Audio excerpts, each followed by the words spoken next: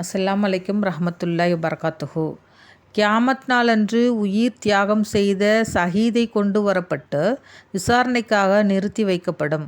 பிறகு தான தர்மம் செய்தவரை கொண்டு வரப்பட்டு அவரும் விசாரணைக்காக நிறுத்தி வைக்கப்படும்.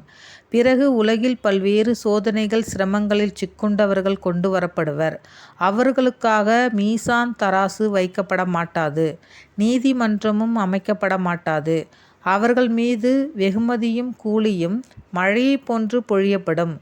உலகில் சுகமாக வாழ்ந்தவர்கள் இந்த சிறப்பான வெகுமதிகளைக் கண்டு தங்கள் உடல்கள் உலகில் கத்தரிகளால் வெட்டப்பட்டிருந்தால் அதை பொறுமையுடன் தாங்கிக் கொண்டிருந்திருப்போமே என ஆசைப்படுவர் என்று நபி ஸல்லல்லாஹு அலைஹி வஸல்லம் அவர்கள் கூறியதாக ஹஸ்ரத் இப்னு அப்பாஸ் ரலியல்லாஹு அன்ஹுமா அவர்கள் அறிவிக்கிறார்கள். ஏதேனும் ஒரு கூட்டத்தாரை அல்லாஹு தாலா நேசிக்க நாடினால் அவர்களை சிரமங்களில் ஆழ்த்தி சோதிப்பான். எவர் பொறுமை கொள்வாரோ அவருக்கு பொறுமையின் கூலி எழுதப்படுகிறது. எவர் பொறுமை கொள்ளவில்லையோ அவருக்கு பொறுமையின்மை எழுதப்படுகிறது. பிறகு அவர் அழுது புலம்பிக் கொண்டிருப்பார் என்று ரசூலுல்லாஹி ஸல்லல்லாஹு அலைஹி வஸல்லம் அவர்கள் கூறியதாக ஹஸ்ரத் மஹ்மூத் இப்னு லபீத் ரலியல்லாஹு அன்ஹு அவர்கள் அறிவிக்கிறார்கள். அல்லாஹு தாலாவிடம் ஒரு மனிதனுக்கான ஒரு உயர்ந்த பதவி நிர்ணயிக்கப்படுகிறது.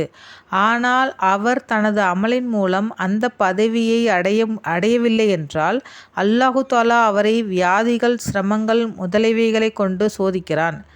அவை அவருக்கு வெறுப்பாக இருக்கும். இறுதியில் அவர் அந்த சோதனையின் வெறுப்பான நிலைகளால் தனக்குரிய பதவியை அடைந்து விடுவார் என்று நபி ஸல்லல்லாஹு அலைஹி வஸல்லம் அவர்கள் கூறியதாக ஹஸ்ரத் அபூ ஹுரைரா ரலியல்லாஹு அன்ஹு அவர்கள் அறிவிக்கிறார்கள். ஒரு முஸ்லிமுக்கு களைப்போ, நோயோ, கவலையோ, துக்கமோ, சோர்வோ ஏற்படுமேயானால் அவருக்கு ஏதேனும் முள் தைத்து விட்டாலும் கூட அதன் காரணமாக அல்லாஹு தாலா அவரது பாவங்களை மன்னித்து விடுவான் என்று ரசூலுல்லாஹி ஸல்லல்லாஹு அலைஹி வஸல்லம் அவர்கள் கூறியதாக ஹஸ்ரத் அபு சயீத் குத்ரி மற்றும் ஹஸ்ரத் அபூ ஹுரைரா ரலியல்லாஹு அன்ஹுமா அவர்கள் அறிவிக்கிறார்கள். எவரேனும் ஒரு முஸ்லிமுக்கு முள் தைத்து விட்டால் அல்லது அதைவிட குறைந்த நோவினை ஏற்பட்டாலோ அதற்கு பகரமாக அல்லாஹு தாலாவிடம் அவருக்கு ஒரு பதவி எழுதப்படுகிறது. அவரது ஒரு பாவம் மன்னிக்கப்படுகிறது என்று நபி ஸல்லல்லாஹு அலைஹி வஸல்லம் அவர்கள் கூற தாம் கேட்டதாக ஹஸ்ரத் ஆயிஷா ரலியல்லாஹு அன்ஹா அவர்கள் அறிவிக்கிறார்கள்.